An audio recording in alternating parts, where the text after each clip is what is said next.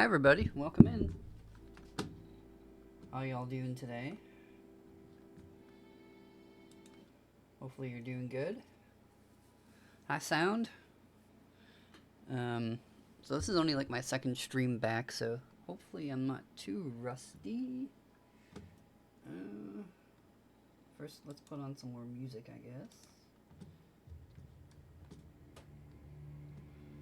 If the music's too loud, let me know. I think I have it figured out where I need it to be without it being overpowered.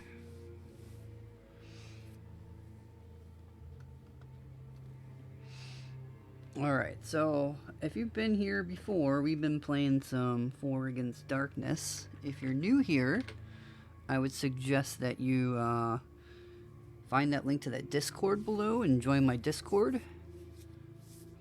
We've been doing a lot off stream as well to build the world, get things ready for, hopefully, for this to take hold and become a more permanent stream thing for me to do.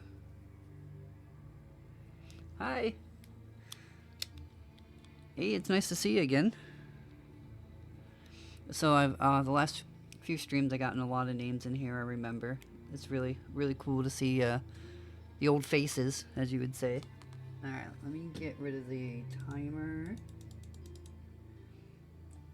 and then I think I need to put this up. All right, there's the characters. Is the microphone volume good with the music? Please let me know. Alright, so today we are going to be playing Dark Waters. This is a pre-generated module. It has 2 chapters in it. The first one is completely pre-generated. I have a map and the outcomes are already determined depending on what rooms we pick and what directions we go, which hopefully you are all active in doing today and helping me play through the module. The second chapter is a complete roll on tables to build out the dungeon per se and all the encounters and whatnot. Swap the headphones. Sound is good over there. Okay, cool. Thank you.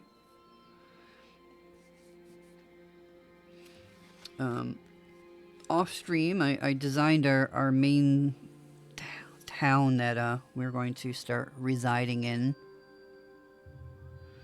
I am not the best artist, but it's been really fun drawing maps again like I used to, you know, back in the 80s and 90s. I could very much, you know, take this to my computer and make really good maps, but I'm having a blast doing just the old school pencil, pen, markers, drawing of stuff with no outside sources. So I'm going to keep it going that way. Hopefully people also enjoy that. I would love for others to get involved and be a part of the story. You know, when we go through these adventures, feel free to draw your own stuff and send it to me. Hi Dell, how are you? So this is our city of Greyport. It's our main city. If you're in the Discord, that city's in there. It gives you kind of a description of the city, plus all the buildings and what goods and services they have to offer for our characters between adventures.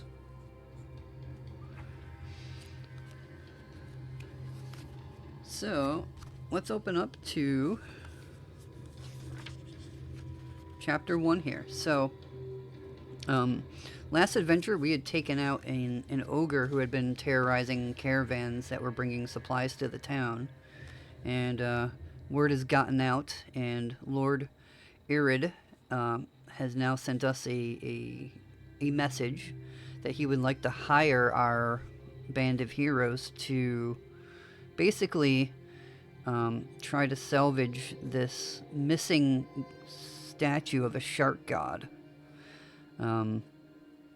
He's going to pay us 100 gold if we can complete this.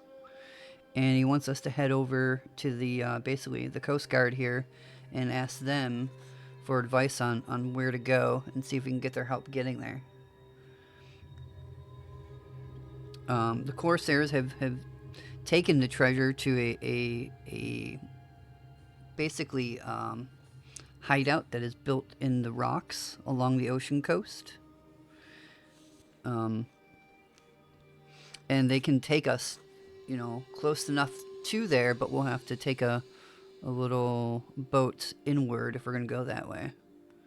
Or this Murazzo character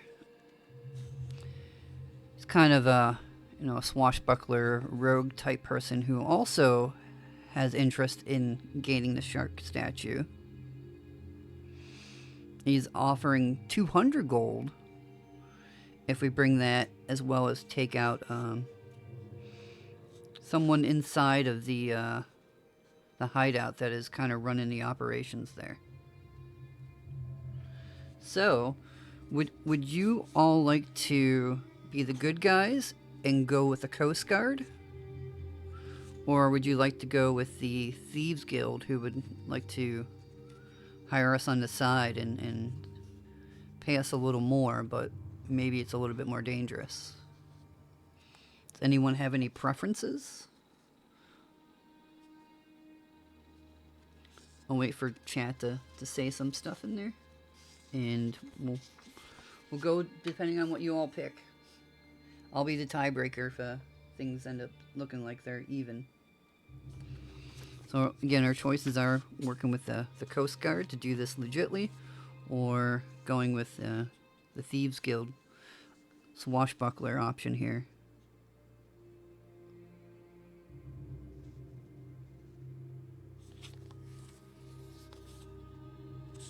I have not played this chapter either, so it's going to be completely new for me as well.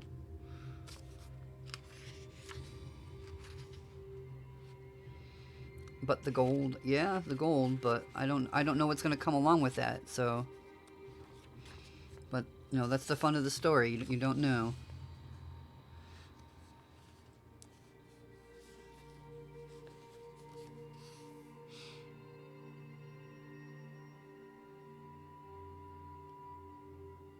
So, Sound, you want to go with the bad guys? Dale, you want to go with the good guys?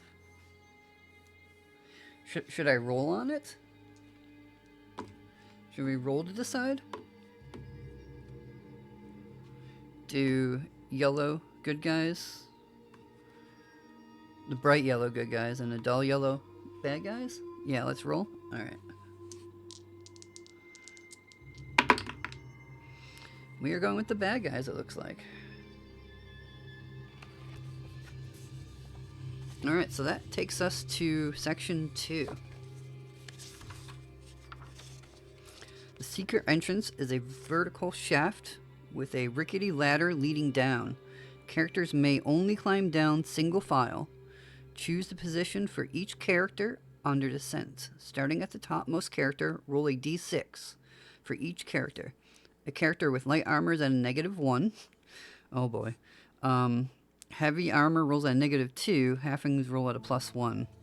If the total roll is 1 or less, that character falls as the ladder rung broke free, or their grip failed. The next character down will have a -1 to the dice roll due to falling characters above them. The penalty accumulated is as more characters fall, each character loses 1 life point as they hit the bottom of the secret entrance shaft. The sound of their failing may also have alerted wandering monsters. Oh boy.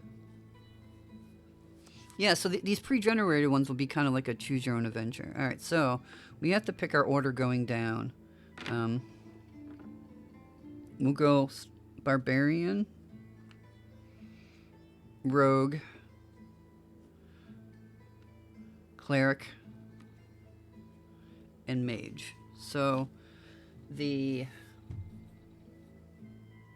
guys have -2 to the rolls. The Rogue has a -1, and the Wizard is not allowed to wear armor, so he gets no penalty.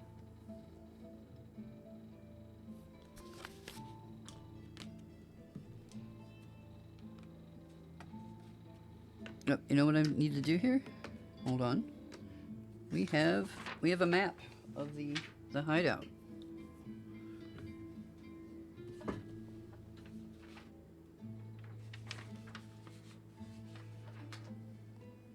All right, so work this way, and we'll roll. Oh, what did I do with my token? I lost my token. Uh-oh. Alright, we don't need it, I guess. Alright, so let me read that again real quick.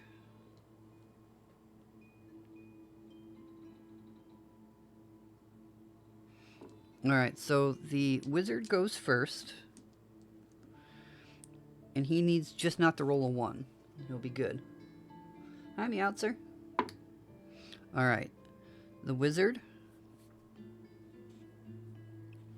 made it without hurting anybody, so he's going to be good. And now the cleric needs... Whoops. Cleric needs to roll a 4 or higher. He's at a -2 penalty. So, I'm sorry, he needs to roll 3 or higher. Nice. Cleric made it down without hurting anybody. Alright, our thief needs to roll 2 or higher. Got it. And then our warrior is the last one, so he automatically makes it. So he's good. We didn't even need to roll for him. Alright, so we got lucky and no one took any damage by falling on the way down through this secret entrance that the Thieves Guild told us about. Alright, so our next, or basically I guess our first room is 10. Hold on, I want to find my token real quick. I don't believe I lost that. Where did that go?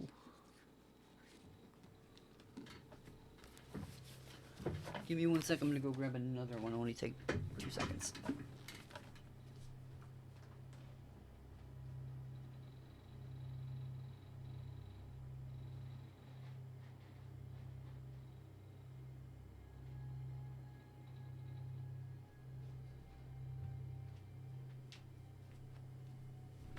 Alright, sorry about that. Alright, so here's our token. We got room 10.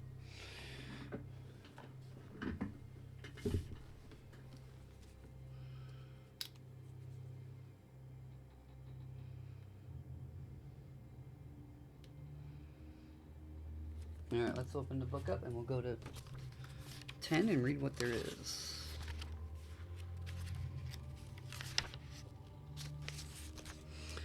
This room is filled with crates and barrels. You may ignore this room or decide which character will search it. Roll on the cargo storage table. Decide before looking at the table. Alright, so, do you want to risk rolling to see what's in this? Doing so can have good and bad outcomes. We won't know until we roll and then look at the table. I'm gonna say if we're gonna search, the rogue will search because he does have special abilities to disarm traps and whatnot. Yeah, more loot. That's the way I see it.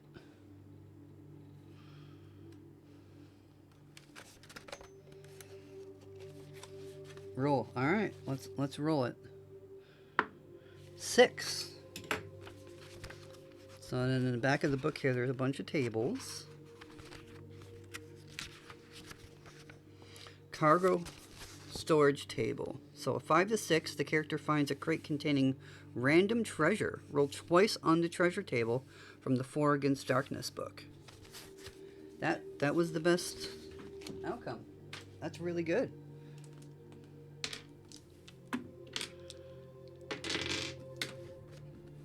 Alright, so I'm going to open up the treasure table here. And we get to roll twice on this, so let's see what these are. We got a 4 and a 5. We get 1 gem worth 2d6 10 gold, and 1 item of jewelry worth 2d6 times 20 gold. Oh, whoop, I'm on the wrong table. That's the fiendish table. That's really good loot there. We don't deserve that good of loot at this low level. Alright, so a jewel worth 2d6 times 5, and a treasure chest with 3d6 10 gold. Alright, so let's do the first one. 2d6 times 5. So 15 gold.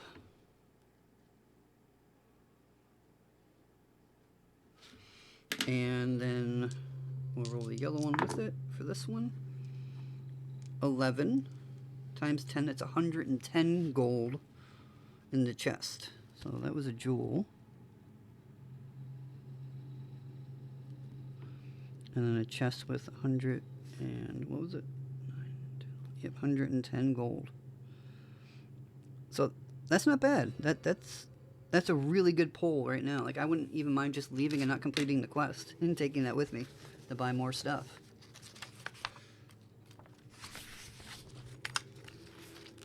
Alright, I know I'm going to need that, so I'll bookmark that here. Alright, so our next options here is we can go down to room 17 or 4. Where would you like to go, 17 or 4?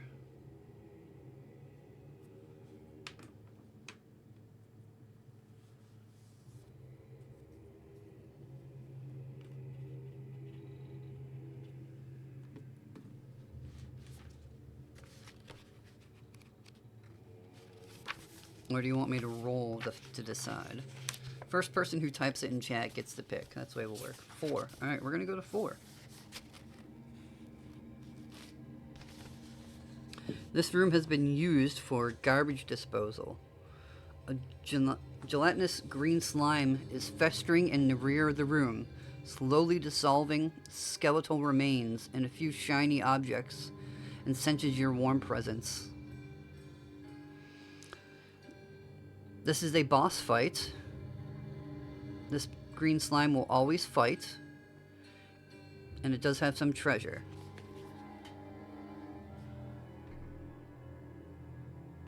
So here's our green slime. Since it's a room, all of our characters get to fight.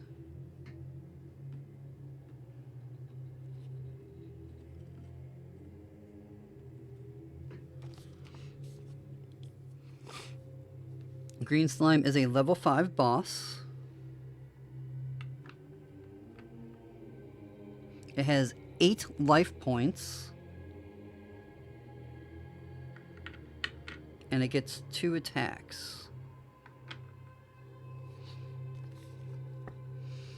The slime is hit by +1 with the fireball spell. Okay, that's really good. Crushing weapons attack at a -2. So our cleric has a crushing weapon, and our wizard has a crushing weapon. Any character wounded by the green slime must save versus a level 3 acid or lose 1 additional life.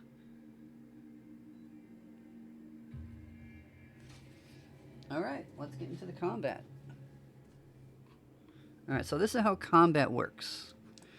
To hit a target, you must hit their level or above.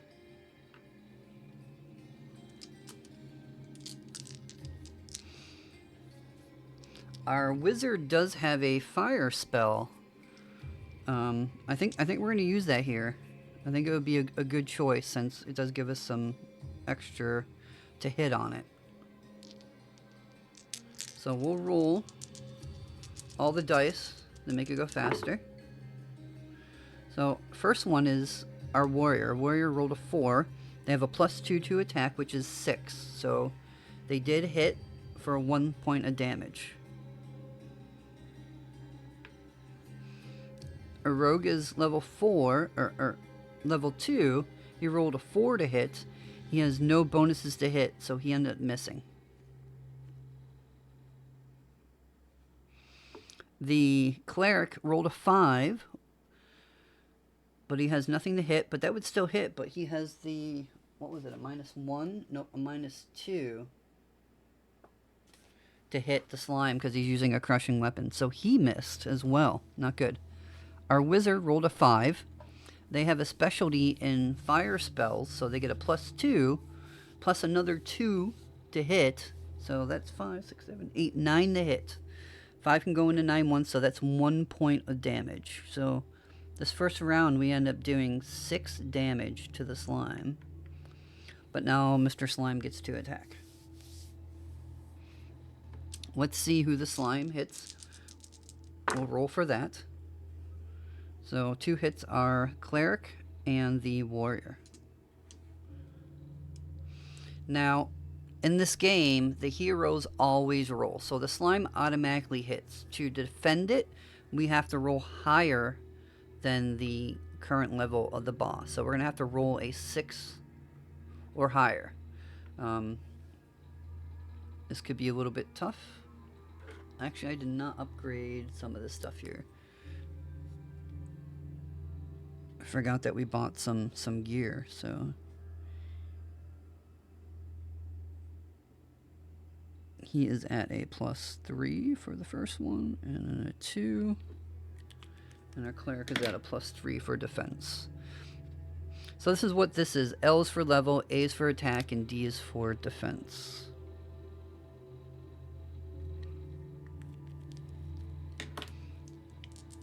Alright, let's roll. Alright, 2 + 3. Our warrior has a special skill that allows the first attack to be a +3 on defense, but he still failed. He had to roll higher than a 5, and he failed. And so did our cleric. So they both take 1 point of damage.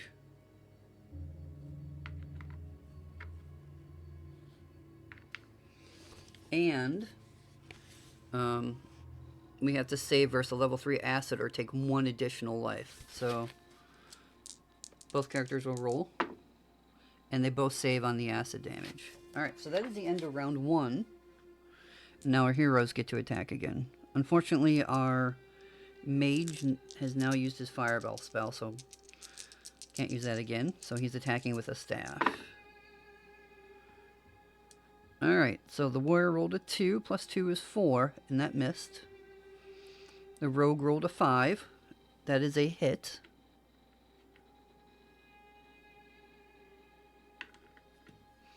Our cleric rolled a 2 +0. That's a miss. And our wizard rolled a 5 -1, which is a 4, so it missed. Alright, so we did 1 damage in that round. Now let's see who the slime attacks. He's attacking the same 2 targets again. Alright. 4, 5, 6 saved. 4, 5, 6, 7 saved. Nice. Both characters saved versus that slime's attacks this round. Alright, so round number 2. Warrior had a 4. That's a miss. Oh, our rogue got a 6. So in this game, sixes explode. So you get to keep rolling until you don't roll a 6, and you keep adding them all up. So that is 10 damage. That means we did 2 points of damage because they are level 5, and 5 can go into 10 twice. And now the boss is under half health, which means his level drops by 1. He gets weakened. The cleric rolled a 3 +0 is nothing, and the wizard rolled a 6. So he automatically hit point 2, but he gets to keep rolling. 6, 7, 8. -1 is 7, so slime is down to 2 hit points.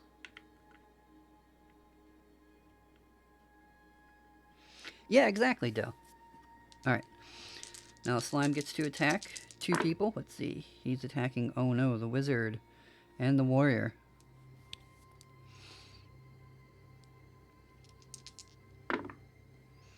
Three, 4, 5.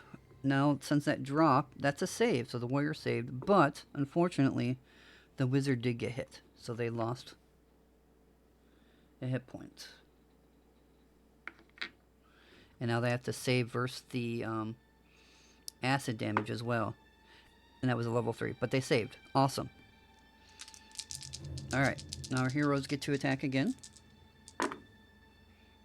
Oh, not good. 1s are automatic misses. 2, 3, 4. Oh, nice. So 4, the warrior hit, which means he's down to 1. And the cleric rolled a 2 plus 0 is a miss. Alright, I was hoping we could take him out there. Alright, let's see who he hits. He got a 5 and a 3. Oh no, it's the wizard again. Not good. And the wizard is definitely hit. He's down to 1 hit point. We could lose our wizard. And the wizard is down. We're gonna have to heal him up right away to be able to keep him alive. Alright, the cleric did save. So on this combat, the cleric's gonna use one of his healing spells. So it's a d6 plus level. So it's 5 hit points. So the wizard is back up.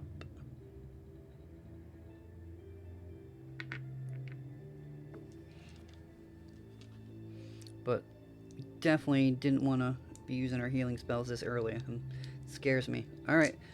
Hopefully this is the last round here. Warrior misses. Rogue rolled a 6, so let's just see. Oh, 9. Doesn't matter. That one hit does take out the slime. We have now been victorious in taking out the slime.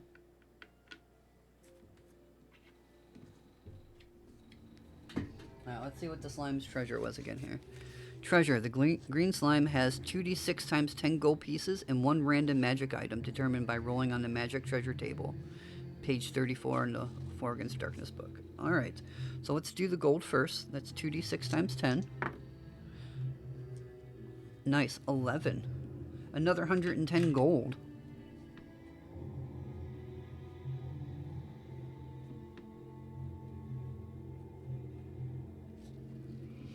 And we get a magic item.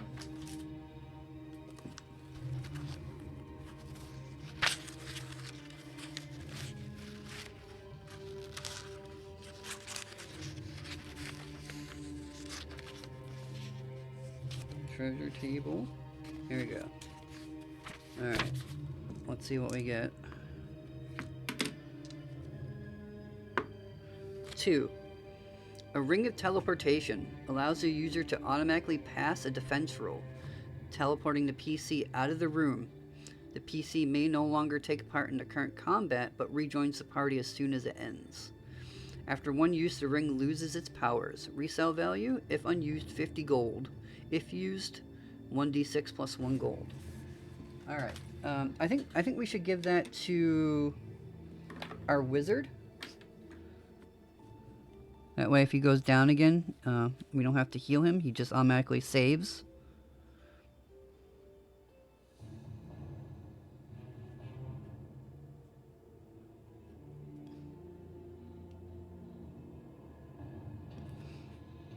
Alright, we're going to give that to the wizard, so we'll put WI here so we know he's holding it.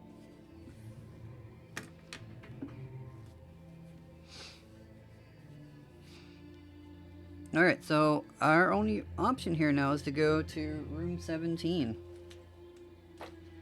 But we have defeated the slime. So we'll remove him. We'll put our heroes back in order. So your order here matters as well. That's why we have them set up like this. Alright, let's go to the Dark Waters book, 17. There is a roughly hewn tunnel leading southwest. To the southwest, there's a door made of driftwood. On the eastern edge of this chamber, there's a door of rotting planks. Northeast leads to a dark room. Alright. So, we can either go to 5 or 7.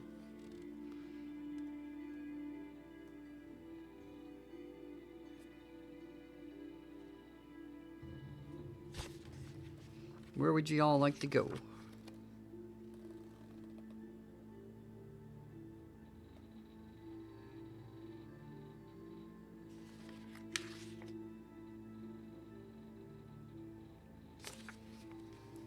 Seven? Alright, we're going 7. The answer called 7. This is the lair of the Goblin Pirates. 8 Goblin Pirates, level 4 minions. They have a 1 in 6 chance of gaining surprise, thus acting before the party. If they do act before the party, roll d6 on their reaction table. Alright, so let's see if they go first. I'll say a 6 would have been a surprise, so no. So we luckily get to go first, but let's set up that fight. Dun dun dun. Look at this. I got some goblin pirates ready for us. And there's 2 of them for each figurine.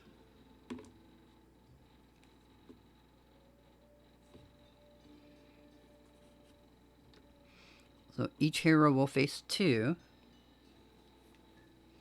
And let's see here. They were level 4. Okay. And there are 8 of them.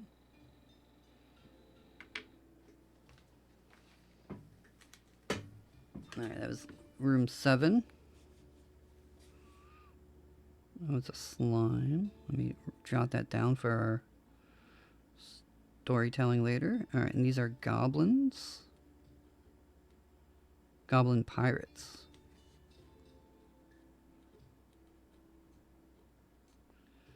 Times 8.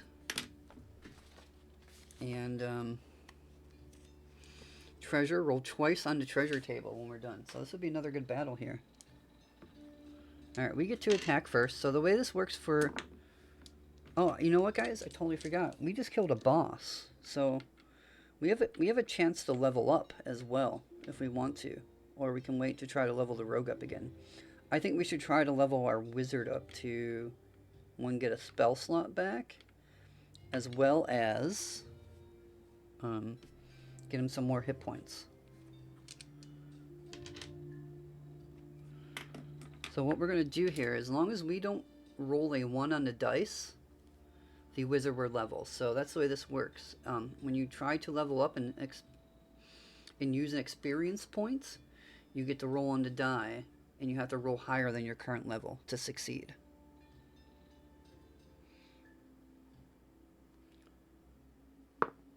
Six. Wizard leveled up. Alright, so he will go to 4 hit points. And he is now level 2.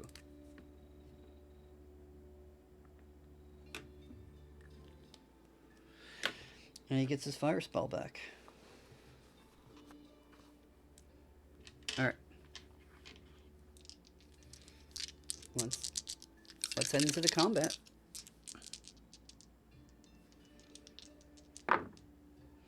The warrior rolled a 6. And a 5. That's 11. Plus 2 is 13. 4 can go into 13 3 times. So he has taken out 3 of the goblins. How about that? The rogue also rolled a 6. Wow, 2 6s here. And he got 11 plus 0, but that's 2 more that he's taken out.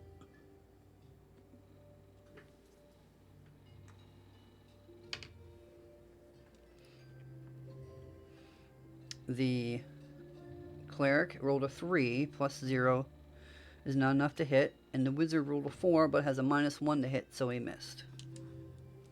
So unfortunately, we get some attacks coming back at us.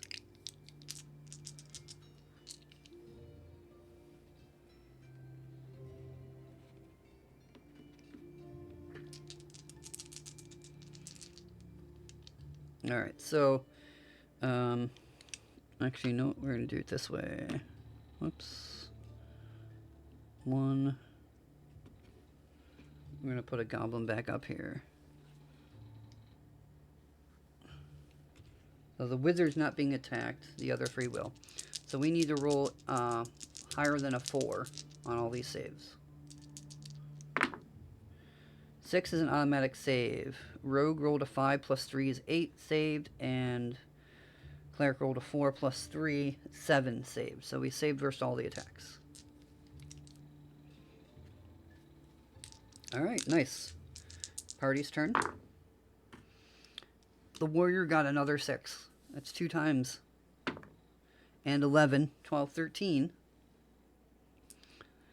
The warrior has just gone like berserk and just sliced down all the goblins. So we made it out of that combat without taking any damage. How about that?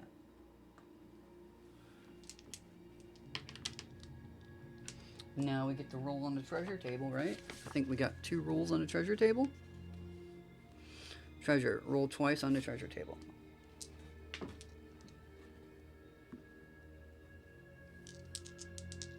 And we did take out a minion. So that is +2 to the minions killed. Vermin are +1, minions are +2. When we get 10 on this dice, we get a chance at leveling. So 3, 4, 5.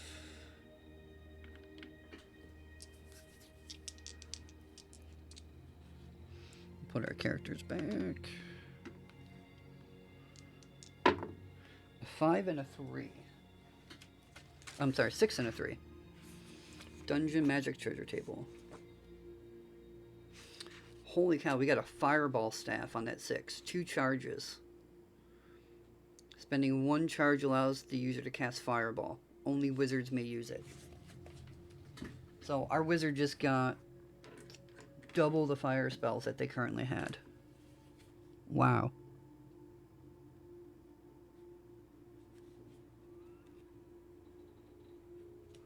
Alright, it has 2 charges. I'll put a box here in case we use it. And that's going to the wizard. That's so good. Alright, and 3 is Fool's Gold. This is a pouch of magical but fake gold coins. Will let you automatically bribe the next foe that asks for a bribe. So one thing you can do in this game before a battle starts, you can roll on a reaction table, and some of the bosses and some of the minions will allow you to bribe them. But it costs your own gold. But this will allow you to use this Fool's Gold instead.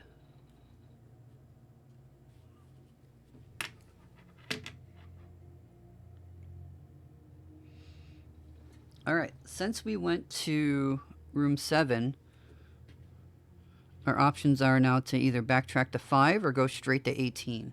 Where would we like to go?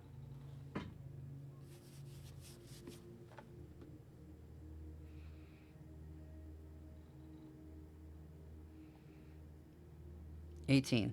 Alright, we're going straight to 18. Meowtzer called it first.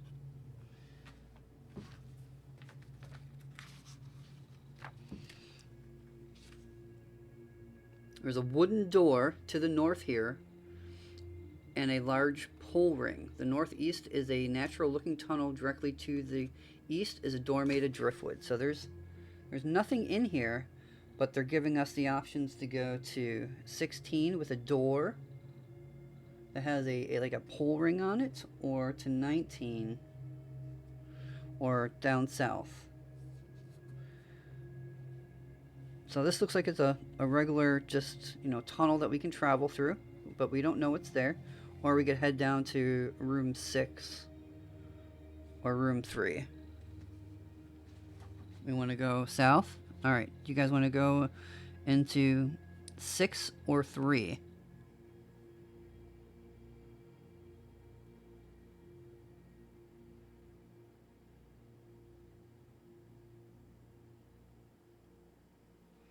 Going to 3. All right, let's see what we have here.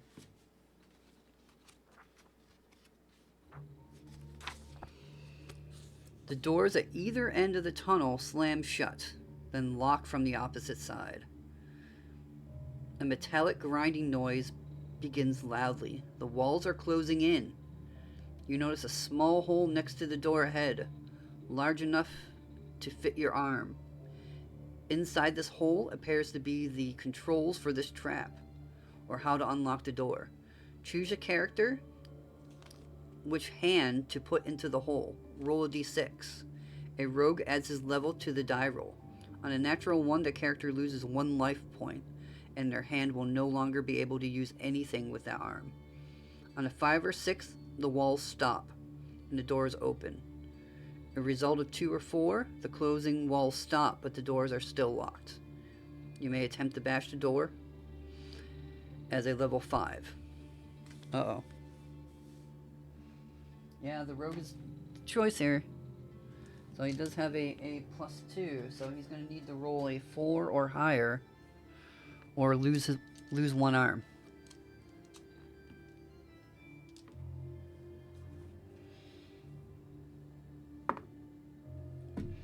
The rogue has failed the roll.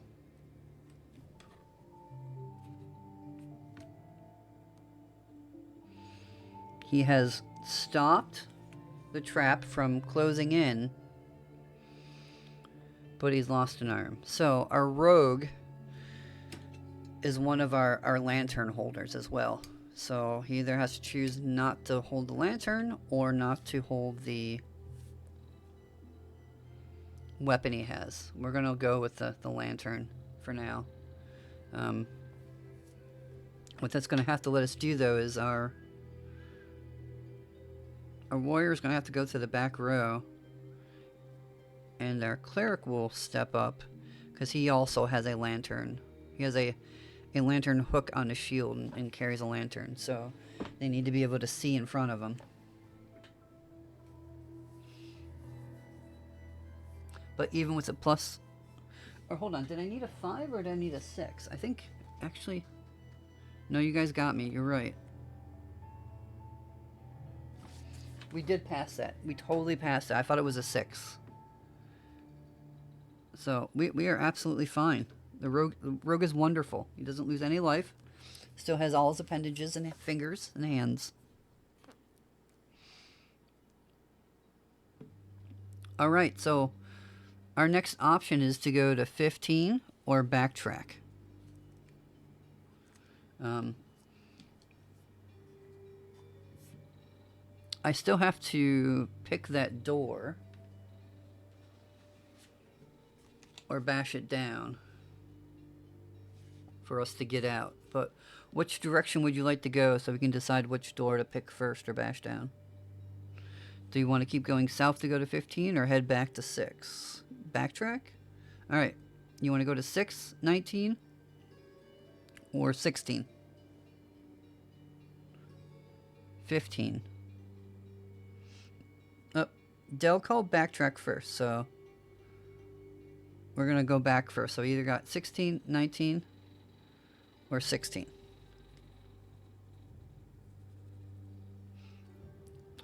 16. We're going all the way back up there. Okay.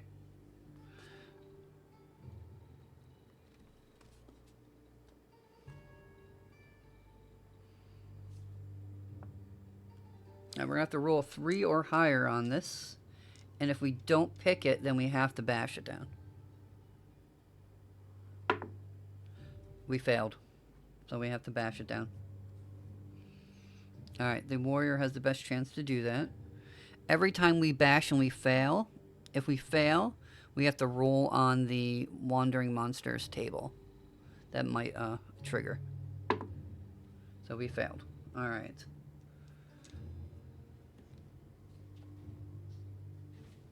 So if we roll a 1 here, a wandering monster will come and wait outside the door. There's a wandering monster waiting for us. Not good. Alright. Let's see if we can get it this time. Alright, we opened it up. Now we have to roll on the wandering monster table to see who we fight.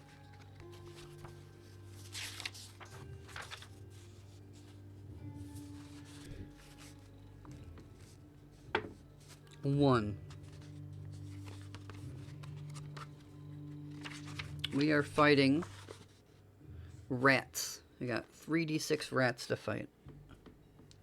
It's a lot of rats. 6. Oh no, 12. 13 rats. Wow. They're only level 1 though, so Any character wounded has a additional chance to lose life here. Alright, so let's set up the fight. I have some rats here for us to fight.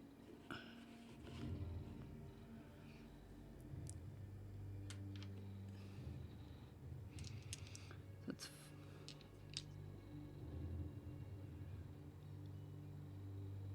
4, 5, 6, 7,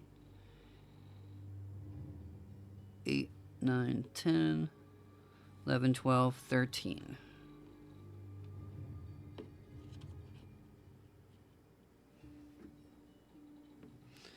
Future snacks? Gross.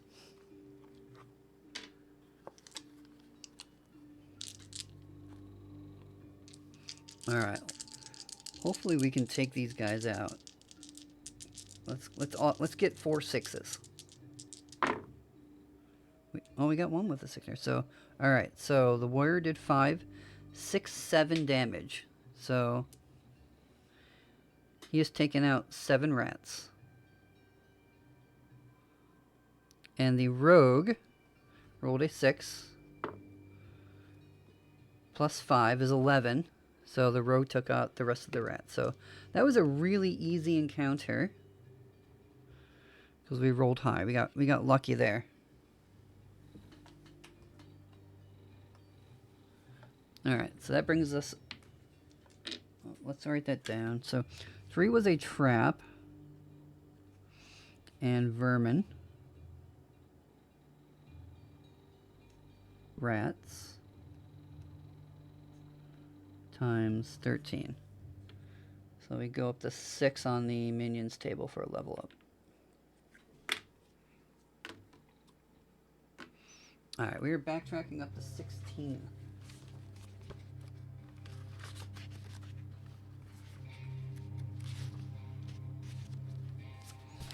This is a makeshift kitchen with stockpiles of food, provisions, an impressive fat ogre, apparently the Corsairs' cook, is stirring a large cauldron over a fireplace. He keeps a large cleaver and a rolling pin handy. Ogre cook, level 5 boss. Uh-oh. He's a level 5 boss. Let's write that down. 6 life points.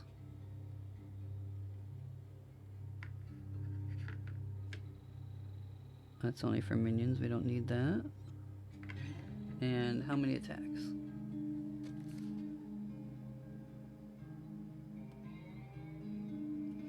If a fight occurs at the start of the battle, the ogre cook will attempt to throw the contents of the cauldron.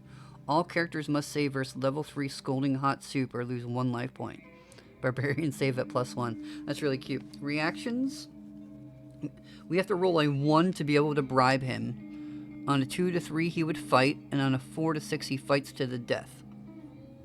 The ogre cook carries 3d6 gold pieces for treasure. In the food storage area, you can find 1 potion of healing upon defeating the ogre cook. The party gains 1 XP roll.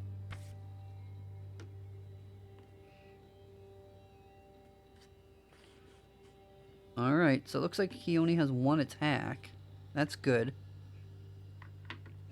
And we'll represent this guy as the ogre cook.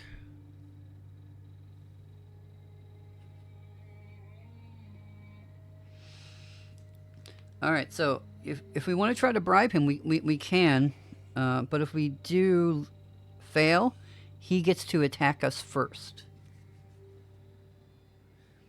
And you gotta remember, if the fight occurs, he's gonna throw that scalding hot soup at us as well.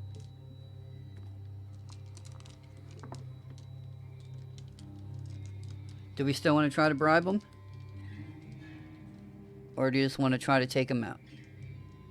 Looks like you guys were leaning towards bribing, but now that you understand how the rules work, I'll let you say it again. He does have soup.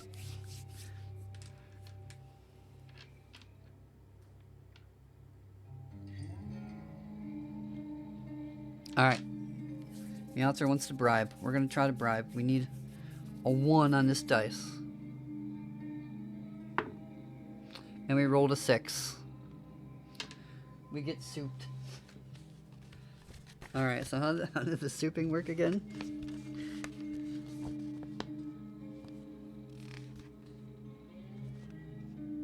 Alright, we have to roll a 3 or higher or lose 1 life point from burning soup. Everybody passed but the cleric. Cleric takes 1 point of soup damage.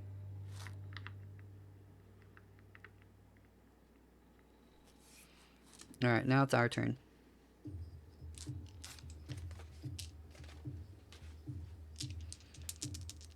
Alright, everybody's going to get to attack. I'm going to use my regular fireball spell so I don't use up that staff charge. But the wizard will be able to attack with a +2 on that. Fighter automatically misses. Rogue automatically misses. Cleric is a 5 +0. He hits for 1 damage.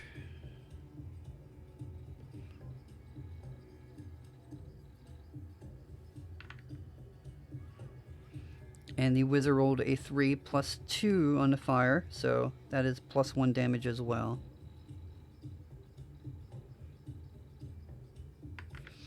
And now the ogre gets to attack one of our characters. Make him smell the rogue's feet. Alright, he is attacking the warrior. Good. And unfortunately he did hit.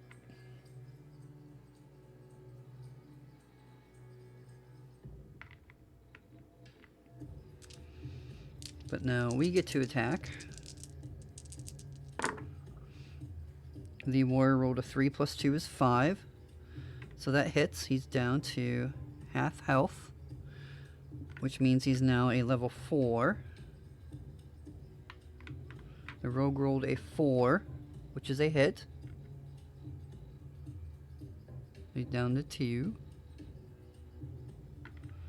The cleric rolled a 2, which is a miss, and the wizard rolled a 5 -1, which is a 4, which hits.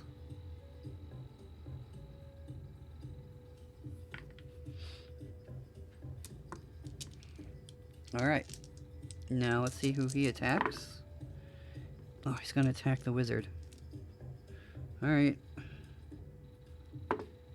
Hey, the wizard saved. We needed that.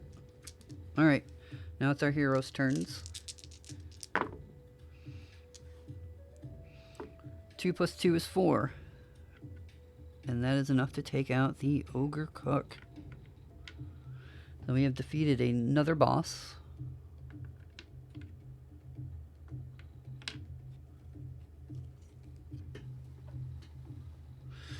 Good job.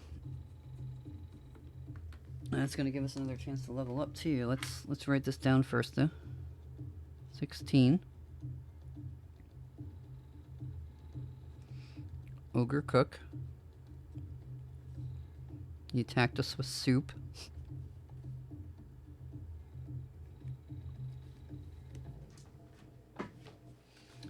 Let's see what his treasure was again. Treasure. The ogre cook carried 3d6 gold pieces. 6, 11, 12, 13 gold.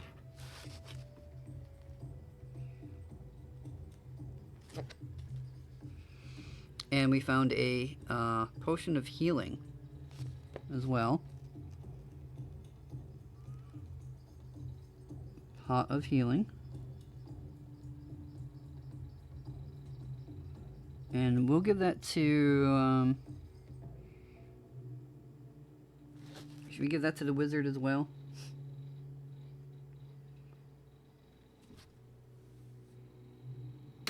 And the party gets a chance to level up. Do we want to level up the cleric or the warrior? Anyone have any preference, or should we roll to see who levels up?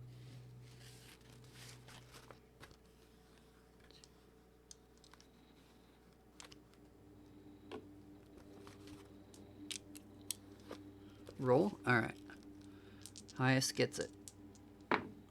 Alright, the warrior will have a chance to level up. So the warrior needs to roll a 2 or higher. And he succeeded.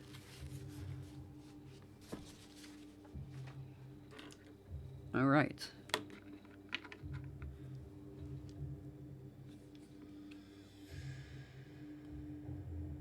A warrior's special skill is they add their level to their attack. So they are a level 2 now. And they have a two-handed weapon, which is a +1. Plus their level now is a +3 to attack.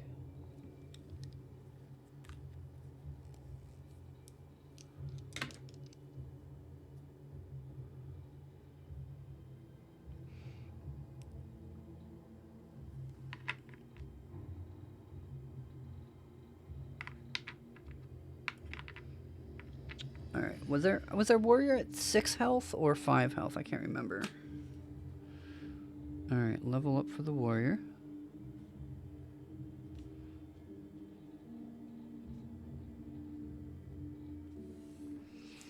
Who gets the soup? It's floor soup now. No one wants floor soup. Who's at 6? Alright, so he goes up to 7 health. But he has 8 total. Alright, so here are our options now. Do we go to 19, 6, or try to bash through the other door here and hit 15? 19, 6, or 15?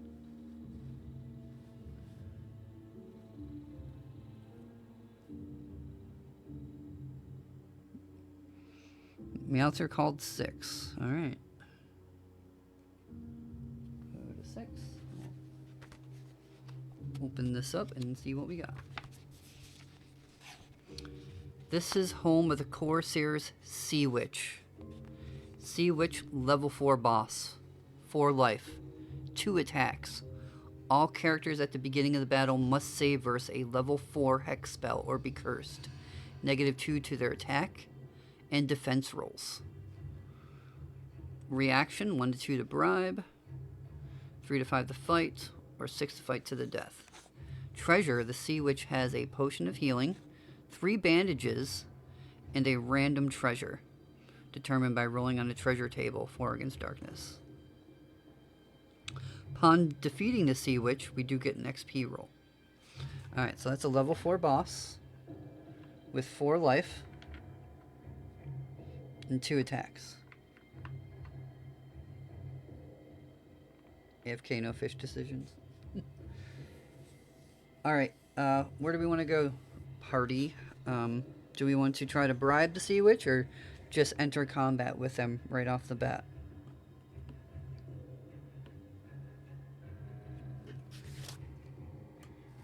And we got this little water miniature for our Sea Witch.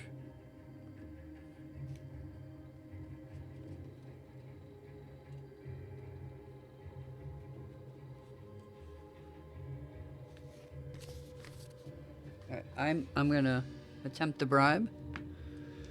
Alright, we need a 1 to 2 to bribe.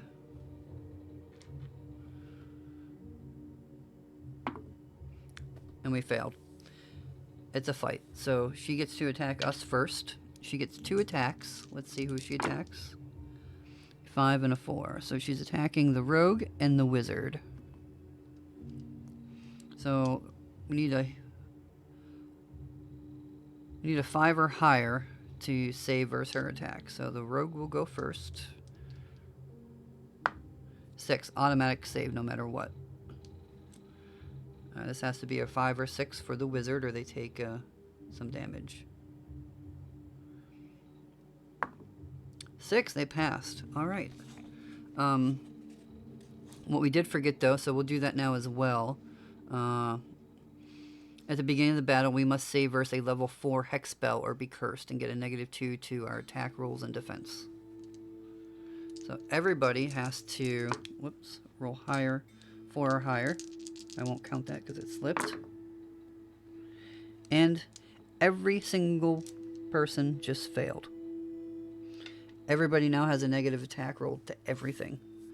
The cleric does have a 3 blessing spells, so I can cure 3 people, but only once per round.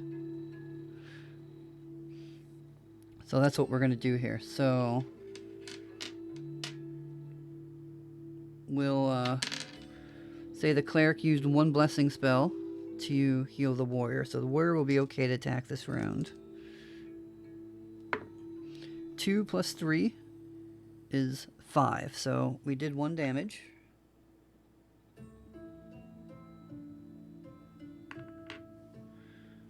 Now the rogue. 5 minus 2 is 3. So the rogue missed. And the cleric can't attack because he used the blessing spell. And automatic miss on that one. Alright. Whoops, I definitely did not do that right. Should be 3. See who they attack. They attack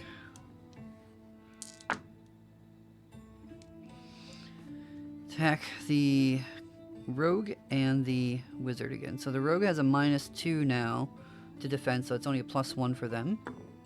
But they rolled a 6, they passed. The wizard rolled a 4, which is a fail, so the wizard take 1 point of damage.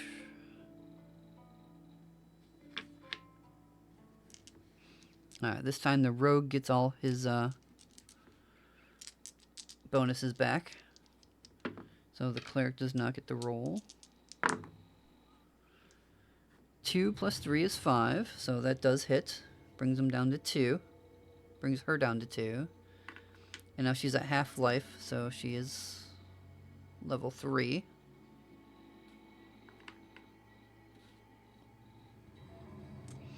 The rogue rolled a 2, plus 0 misses, and a natural 1 misses as well. Alright, let's see who the Sea Hag attacks. Reroll those. Attacking the wizard and the cleric. Wow, the wizard's getting targeted a lot. Alright. Cleric is at a -2 here. 2 plus 3 is 5, minus 2 misses. So he unfortunately takes a point of damage. This is a hard battle.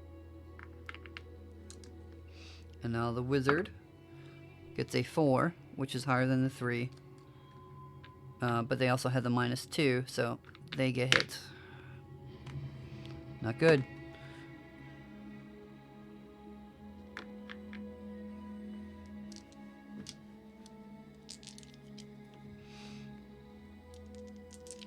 Alright, the cleric gets to cast Blessing on himself this time, but still does not get to attack.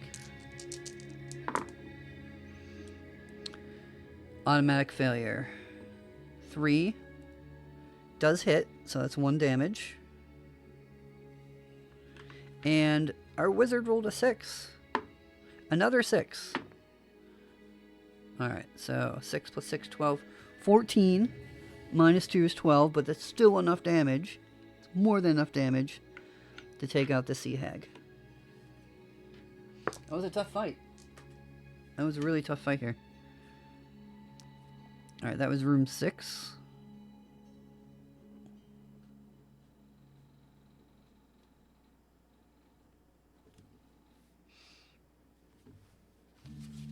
No, she did curse us.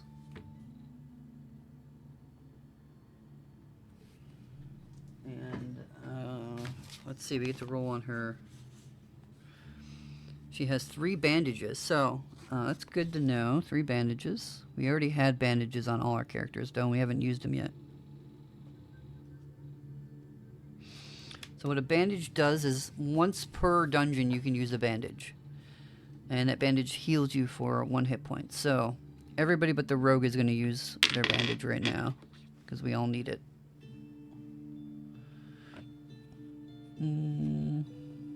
3, 3, and 8. And they also had a potion of healing.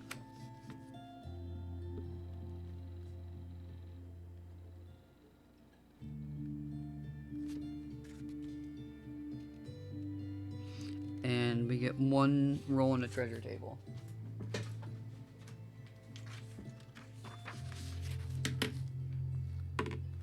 Six.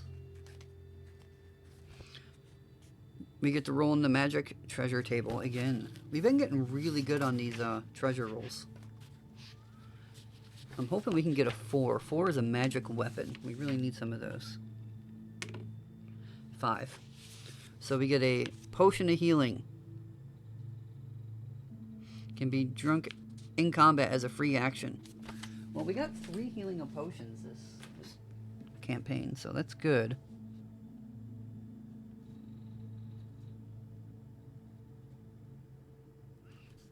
And we're going to give one of them to the cleric. And another one to, say the rogue, just in case.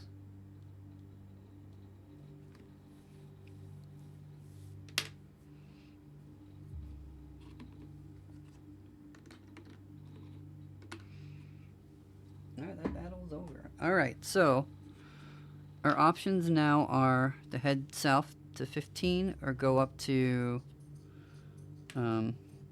19, 11, or 19. So yeah, 19 or 15 right now. I'm gonna X off all the other rooms so I know we've been there.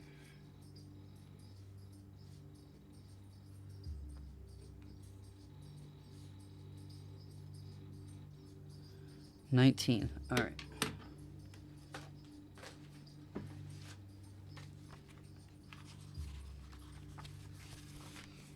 As the party steps into the room, a trap is triggered. Whirling blades strike out from the walls, only a couple feet from the ground. All characters must make a defense roll versus a level 4 trap or lose 1 life. Rogues add their level to the roll. Halflings add +1. If a character rolls a natural 1, they lose 1 life and their leg at the knee.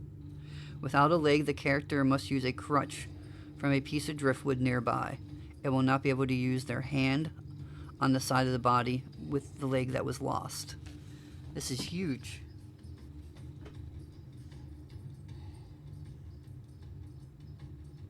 Please, no ones.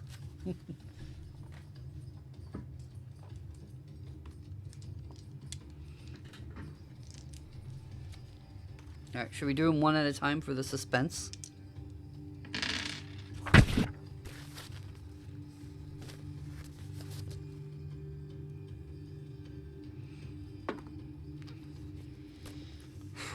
Alright, the warrior made it through.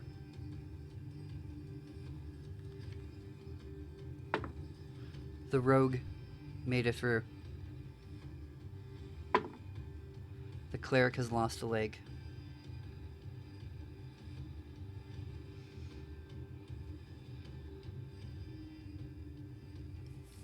That means our cleric either has to lose their ability to attack with a weapon or hold a shield.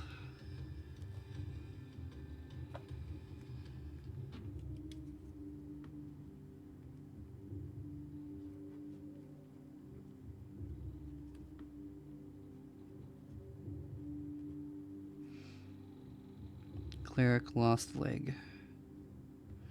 I'm gonna say that they just lose their shield ability and the lantern ability for now. So their defense is gonna go down.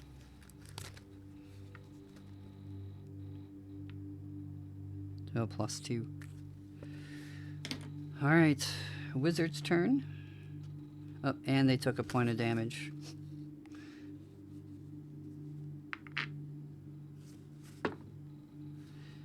He failed, but at least he didn't lose a leg.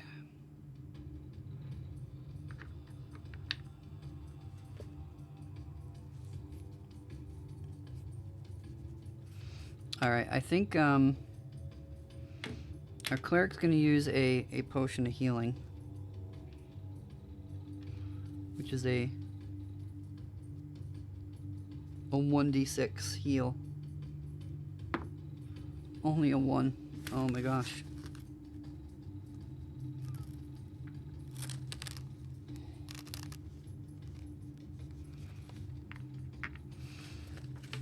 Alright, and the wizard will use a potion of healing as well. 3.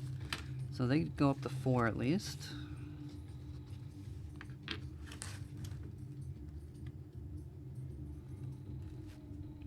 I'm going to give this potion to the wizard from the rogue. Alright, do we want to go to room 11 or 9?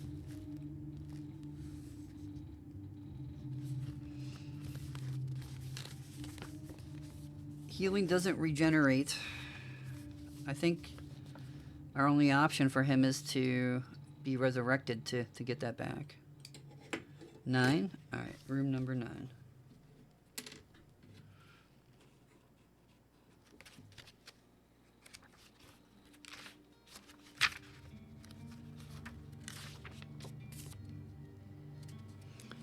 The Corsair Captain is standing at the edge of the Dark Lake. He has just handed the gold idol of the shark god to a green-skinned deep demon who then dives deep into the subterranean pool.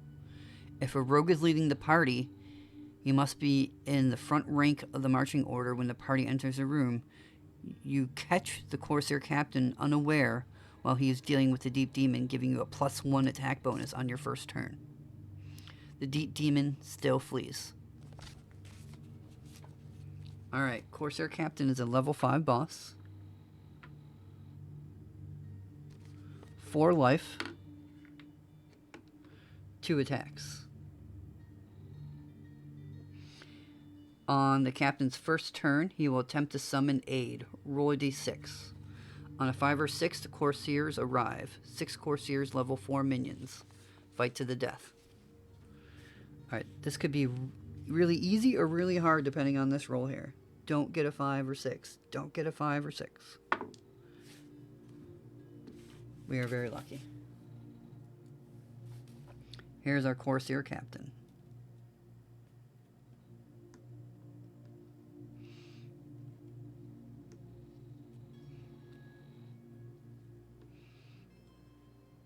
The rogue gets a +1 on this attack.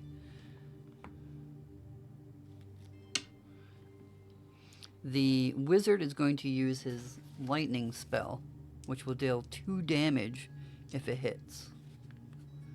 And he does get a +2 to casting spells. Alright.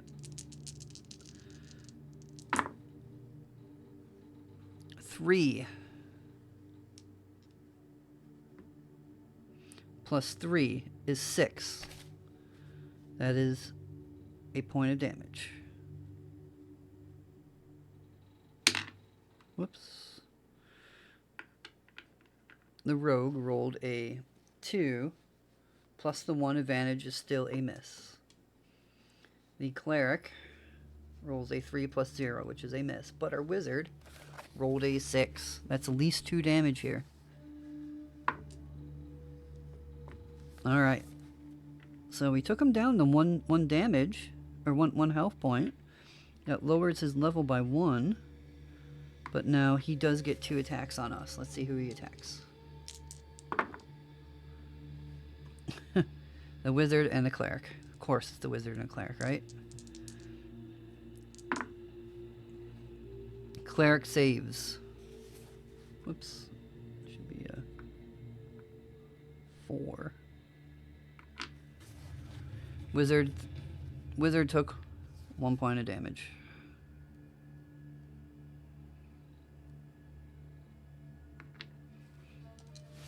Alright, hero's turn.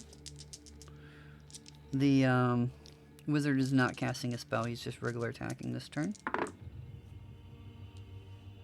5, 6, 7, 8. That is enough damage to take out the Corsair Captain. That is who the person who sent us on this quest wanted us to kill, so we do get some bonus treasure as well if we make it back.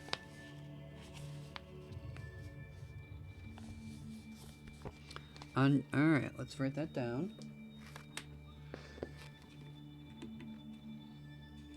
What room was that again? 9. Alright, 9. Corsair boss. Corsair captain.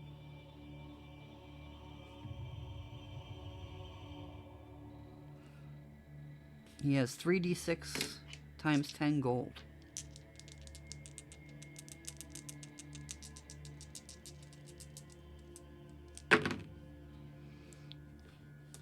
$160 gold. We are rolling really good on gold rolls. Holy cow.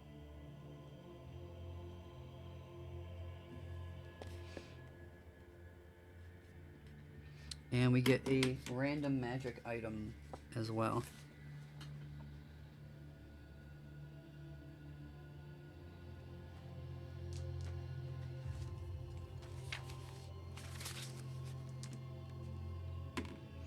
A 2. We got another ring of teleportation.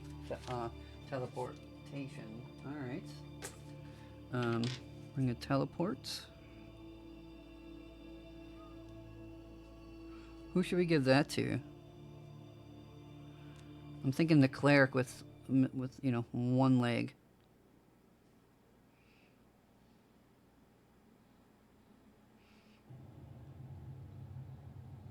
What do they call it? Ring of teleport. We'll abbreviate that to the cleric. So, the rule book does state a character that loses a leg after the adventure can have a peg leg put on.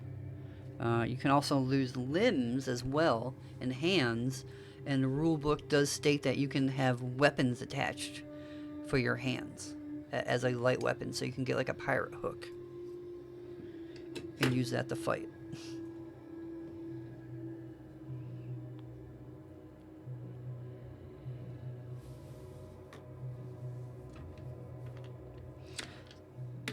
We do get a chance now. Actually, you know what? We did not level up on the, attempt to level up on the Sea Hag. So we have 2 level ups right now.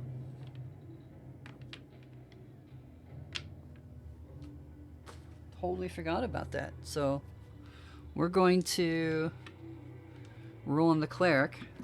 As long as we don't roll a 1, the cleric will level up. We rolled a 1. The cleric failed. But we do have another chance here, because we did just kill the Corsair boss, so let's not get 2 1s in a row. This cleric has like the worst luck. Missing a leg, can't level up. Wow. Our poor cleric.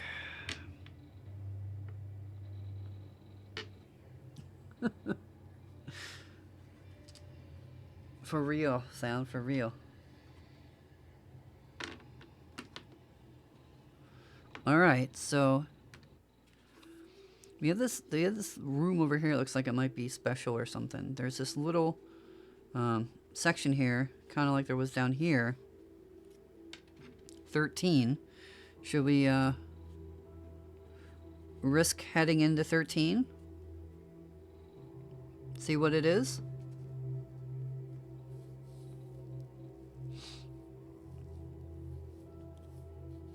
I'll tell you what. I'm gonna give the other potion of healing.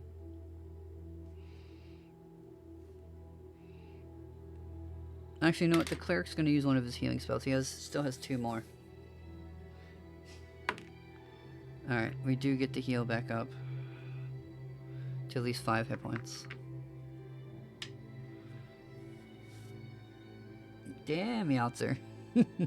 Alright, so do we go into 13? What are we thinking?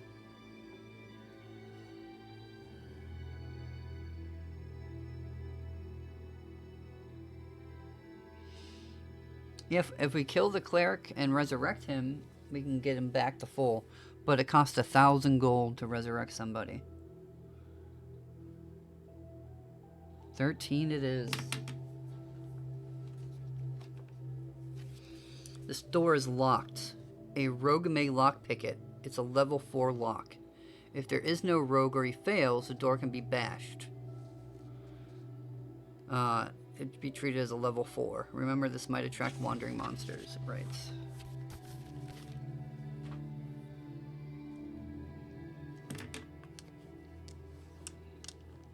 Alright, rogue. You're up.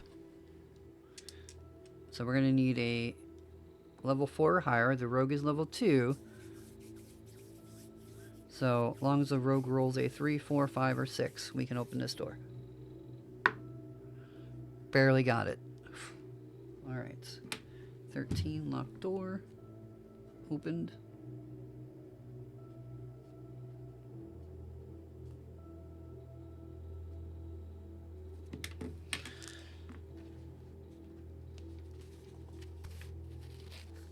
And now we get to enter 14.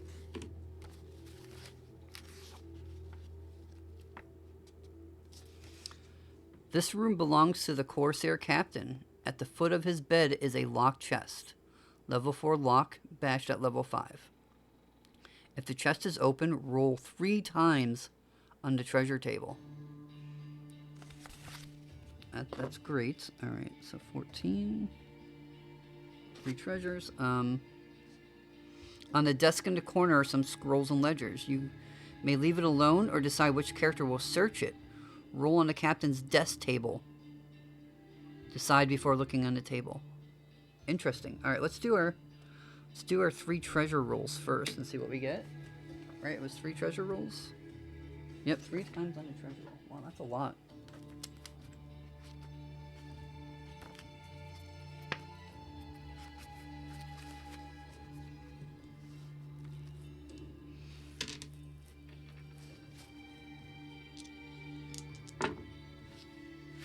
Four, 4, and a 3. Alright, we get, for the 3, we get a scroll with a random wizard spell. That's good. Can always use more scrolls. We like that. Here's the scroll table. Let's see what we get.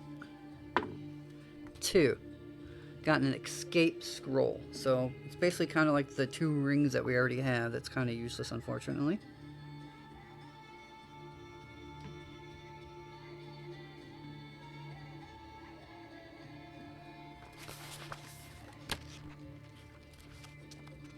And now we rolled 2 4s.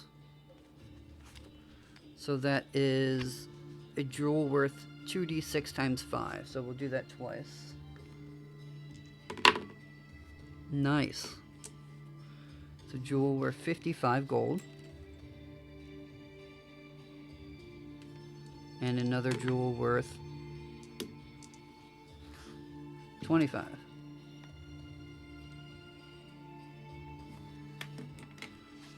Now, do we want to search that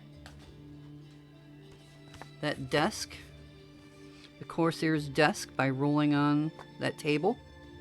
We have to pick a character who will search it, and then roll and see what it is.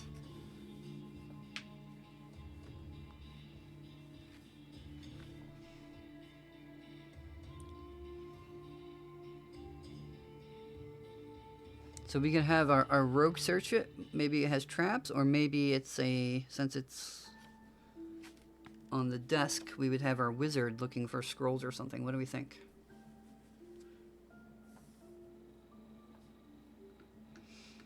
Sound, you pick who? We'll let you pick this one.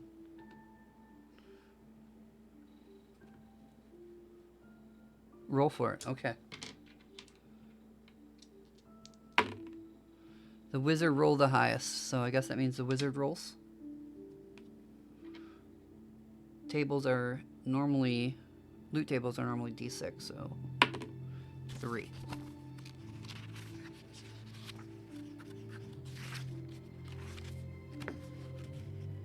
Just gotta find it.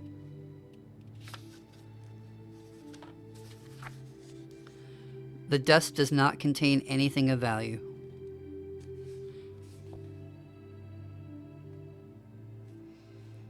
The first option was a trap. Yeah, the wizard would have saved versus a trap, and the best option was we would have gained 2 clues.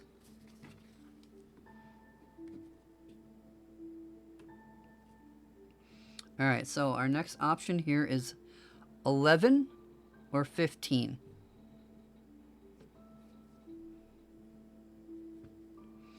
Do we just want to bypass 11, or do we want to stop there on the way out?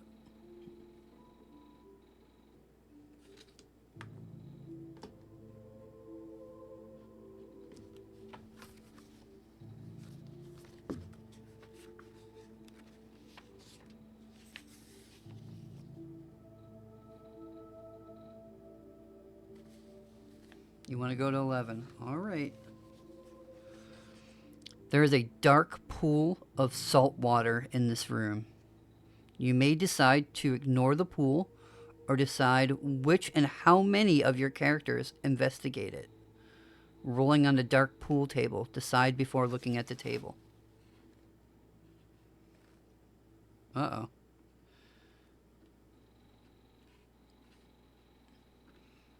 Should we have the full party go? Safety in numbers? Or do we send the rogue there in case it's a trap and he can escape?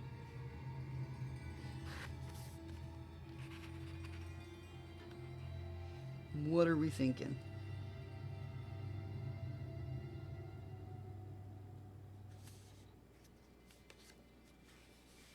Just send the rogue in. Alright, the rogue's gonna head in. And the rogue's gonna roll a 1. Alright, let me flip to that page. Each character investigating the pool is attacked by flailing tentacles. The character must save versus level 4 or lose 1 health. And we get no bonuses. Del called it. Wow. 3. The rogue finally took a point of damage.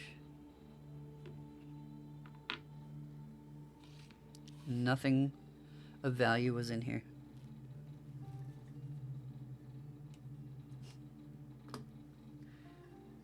Too bad you didn't speak up fast enough.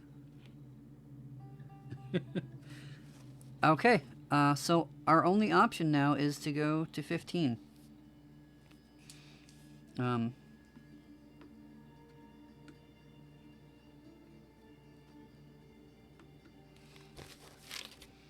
Let's head down there.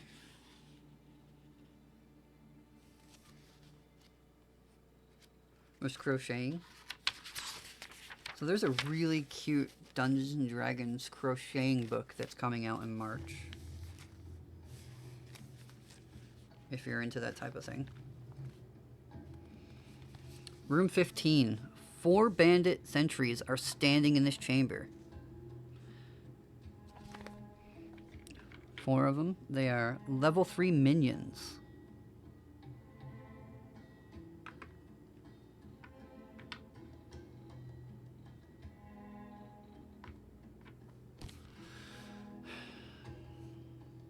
They have 2 guard dogs, level 4 vermin.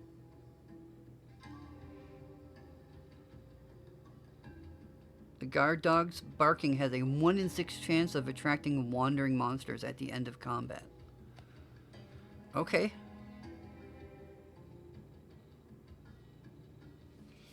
Alright, so we had 3 minions. I'm sorry.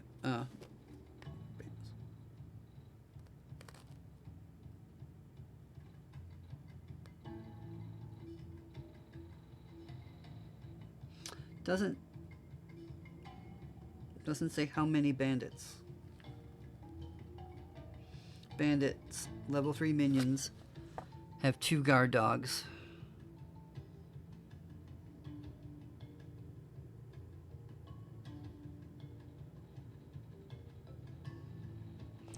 I guess that would just be 1 bandit then. So I'm gonna read it since there's no number there. And 2 guard dogs.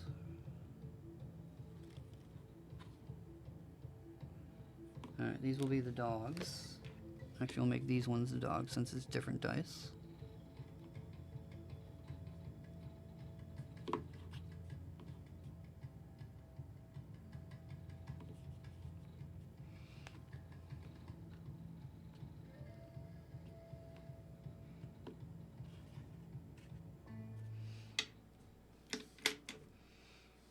Alright, so we'll attack the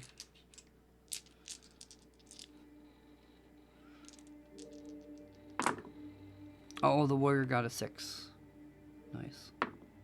6, 11, 12, 13, 14 damage.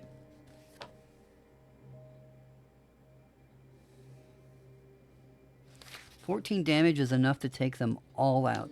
The warrior just was really focused. So that brings us up 6, 7, 8, 9, 10. That gives us a chance to level up the cleric again, at least.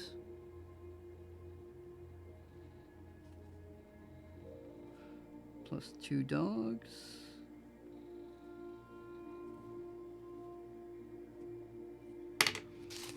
Alright, let's see if the character will actually level up.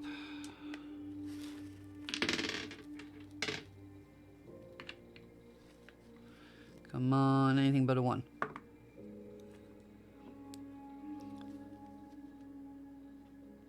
I think we need to fire our cleric and hire a new one.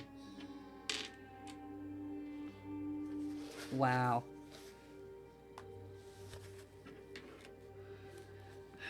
Failed to level up again.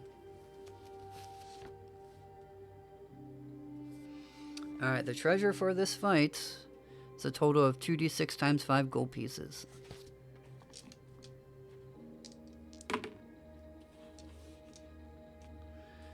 So that will be 30 gold.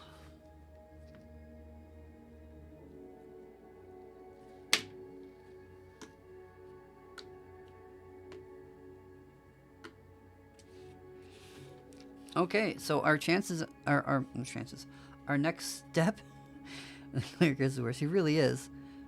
Do we just head out, or do we explore 12 and 8 to see what's there? We're doing pretty good on life.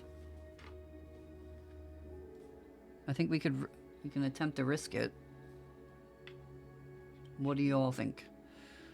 Should we go to 12 or just leave?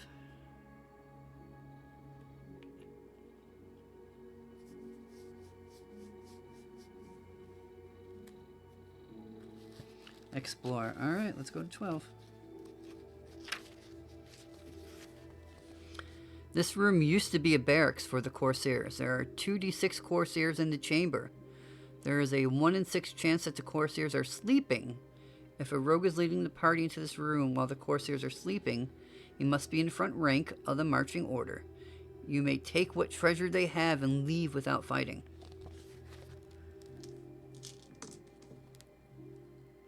Alright, so 1 in 6 chance. So what do we say? Roll 6.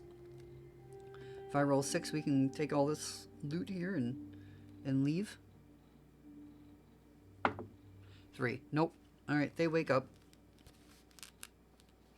And there were 2d6 Corsair. So total of 6. They're level 4 minions.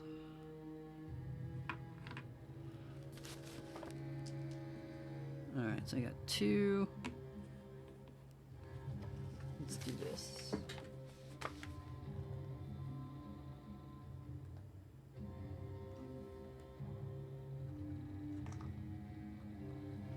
Alright, we got some corsairs here.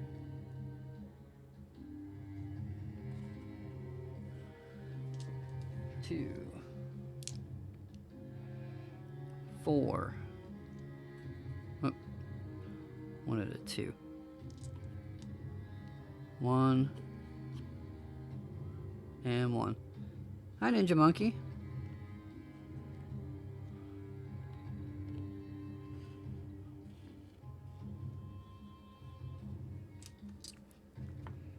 Alright, since we're near the end here, I'm going to have the wizard cast his sleep spell.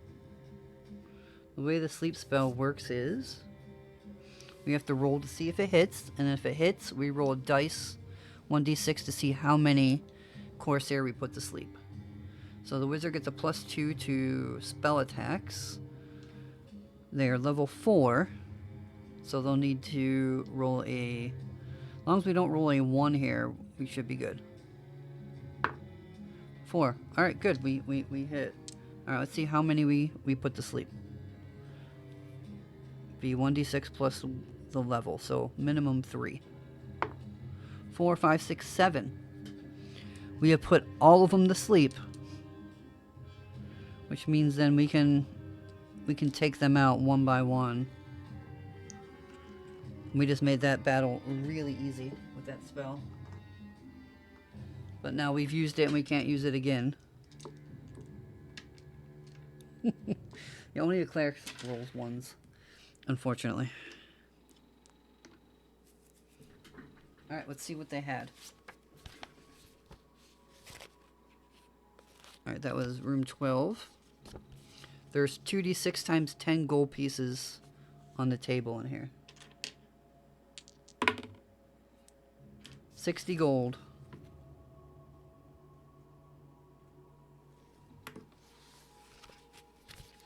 Yeah, it's a great spell if it lands, but you only get it once, though.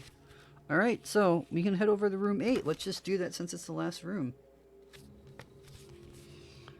This room is an armory guarded by corsairs. 6 corsairs, level 4 minions. 2 have bows, which let them strike first if the party choose to attack before rolling reaction. The bow users will forfeit their following attack using the action to pull out a weapon. So we can bribe them for 10 gold, or fight them. Their treasure is 2d6 gold pieces. The room is filled with weapons. All characters can change their weapons if they want, within limits of the weapon allowed to the class type. There's a 1 in 6 chance of finding a magical weapon. Treat it as if a 4 is rolled on a magic table. Okay. Do we want to bribe them, or do we want to go for the magic weapon? Magic weapon is huge for us if we get it. I mean, it's a 1 in 6 chance, and we have to kill these corsairs, but might be worth it. How many were there again? Did I say 6? Yeah, 6 of them.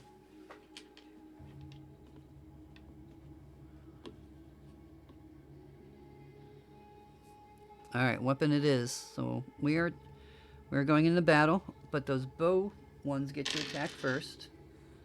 And there were 2 of them, right? Let's see. Yep, 2 have bows. Let's see who they attack. Cleric and the warrior. The warrior saves. Automatic save with the 6. Guess what the cleric rolled? Wow. Cleric takes a point of damage.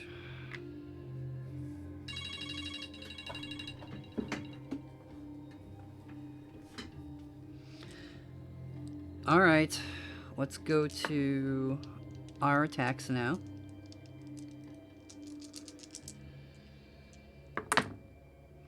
Warrior rolled a 2 plus 3 is 5.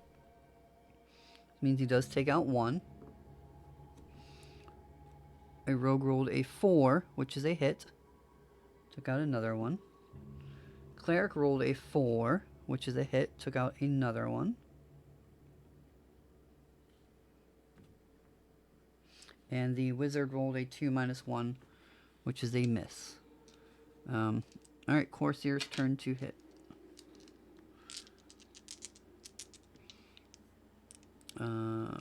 Let's do it this way. That way it's fair and evened out.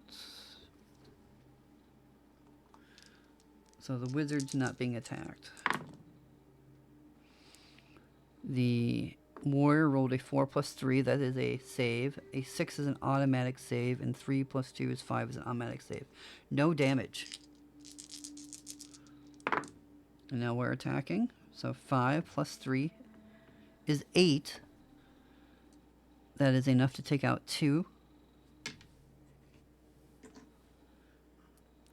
And then the rogue rolled 5 plus 0 is still a hit, which means we take out the final one.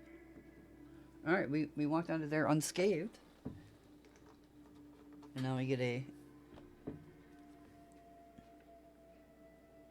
plus 2 to this as well.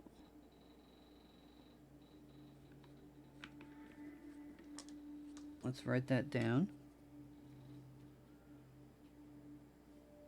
Oh, we took out the other corsairs too. That's right. So that should be a +4 to that.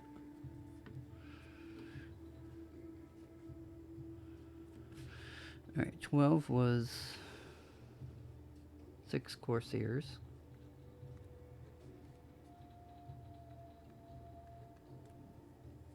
And 8 was 6 corsairs.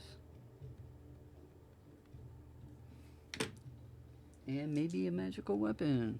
Alright, so we'll say a 6 gets us a magical weapon. Come on, magical weapon. Hey, we got one. We got one. Alright. Holy cow. It kind of makes it worth the cleric not leveling up. I'll trade that, I think, for that.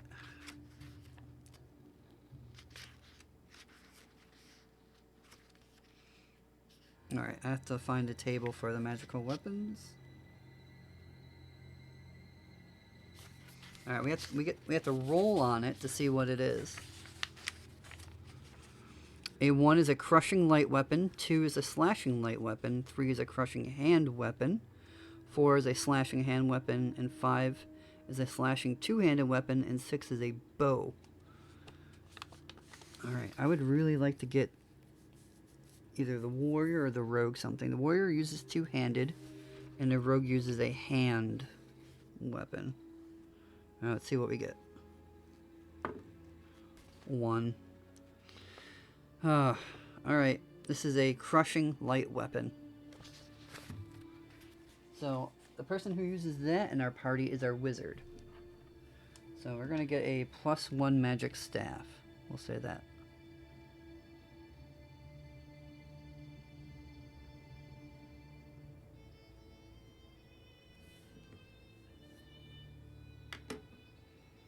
But with that, we have completed our adventure. Let's go see what our reward was.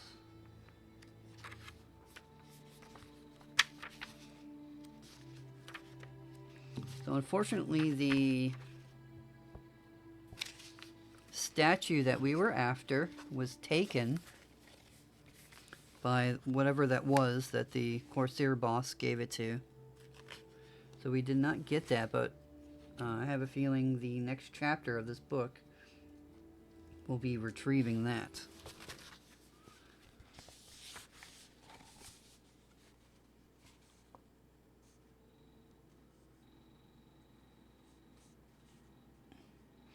As well, the Corsair Captain must not live, as he had failed to turn over the treasure to the organization. Alright, so the reason why the Thieves Guild wanted us to come in here and do this was the Corsair Captain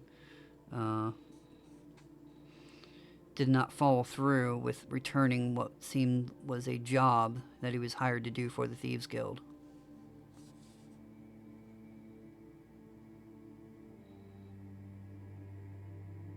If your party succeeds, you'll be inducted into the Guild of Thieves, the society. All right, so that's good. We did not get the statue, so I'm guessing we don't get the reward. I'm not sure how we would have gotten the statue, but maybe we do during the second part of this quest. So there is an ending here. You managed to exit the dungeon and bring the Corsair Captain back alive to the Coast Guard. Nope, we didn't do that. If you exit the dungeon and bring the head of the Corsair Captain to Murazzo, select a character to make 1 XP roll. Murazzo will accept your party into the Guild of Thieves, but the reward for the gold idol wasn't achieved. Alright, so your characters are all resting and their wounds heal. Okay. If a character lost a hand, they may replace it with a permanent light hand weapon, such as a hook. If a character lost a leg, they may replace it with a peg leg, which has no game benefit, but gives your character something to brag about. Characters may also spend 300 gold pieces to have a lost hand or leg be regrown magically.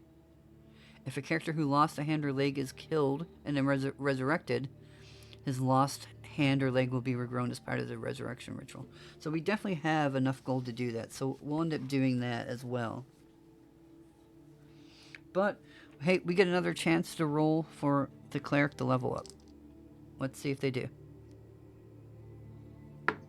Hey, the character finally passed the save.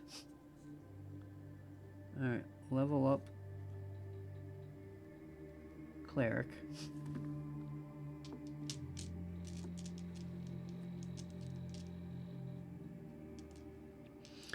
Yeah, good for the rogue.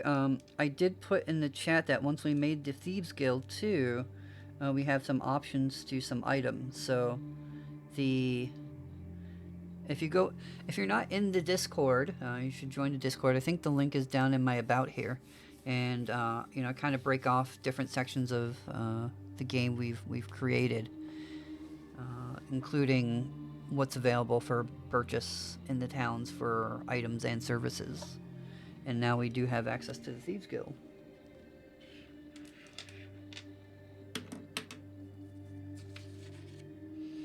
All right, let's look at our sheet here and add up all the stuff we got.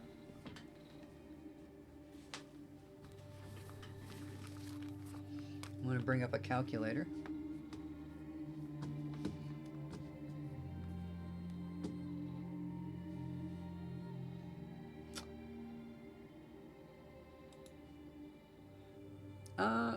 I'll whisper you off stream in DMs the link sometime, or you can get it next time you're at your computer if you want. All right, let me bring up a calculator.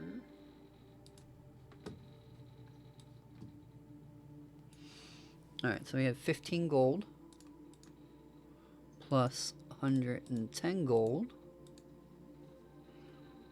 plus 110 gold plus a ring of teleport, fool's gold. All right, there's 13 gold, 160 gold, 55 gold, 25 gold, 30 gold, and 60 gold. That is 578 gold. Yeah, that was really good. I'll put that up total here. And we can make more too, like if we want to sell those teleport rings, but I think we'll keep them, right?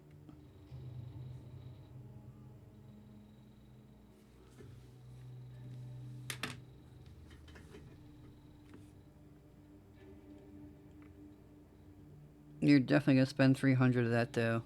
So let's do that right now and say we got 278 gold. And then our cleric gets his leg back and he can use the shield again. But now the cleric is level 2.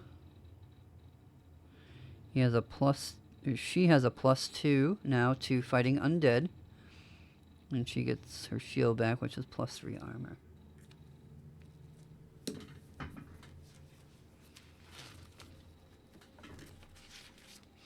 So what will happen next is I will off stream write up a recap and post it in that we completed it.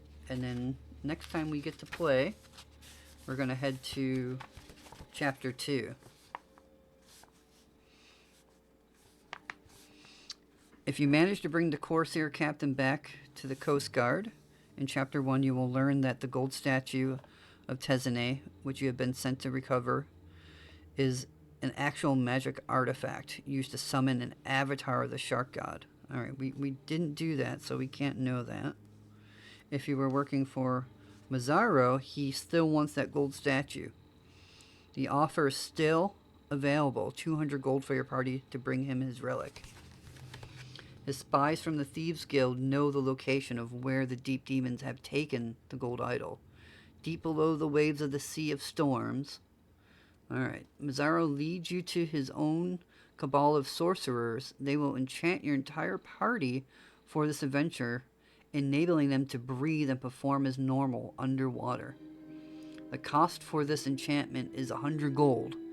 If your party is unwilling to pay, Murazzo will take the cost out of the reward he has offered for the gold statue.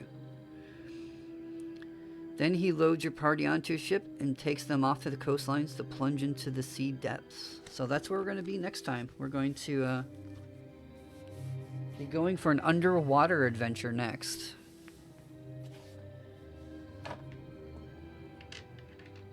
With that said, thank you everybody for joining me. This was once again really fun. I hope you all enjoyed it. It was nice for you those that stayed around and helped guide the adventure. You know, the ultimate goal of the stream is to have chat participate and help, you know, tell the story and build out the world. Again, if you want to play again and get more involved, join the Discord and read up at the stuff we're putting in there and get involved and chat and let us know what you want to do and see going forward. There's a whole list of a bunch of quests for us to pick from going forward. Any idea of a streaming schedule to be? No, I don't. My work schedule is so chaotic that doing this at any time is going to probably be very random. Probably the only way I can probably have a streaming schedule is if I did it on my day off, but I kind of need to save my day off for other personal stuff. Gotta turn on notifications. Thanks. But again, really, I hope you all enjoyed it. It's a little different than probably any other stream you're gonna find here on Twitch right now. Hopefully it catches on though and we can grow this community and flesh out something really special. Alright everybody, with that, thank you. We'll see you next time. Bye.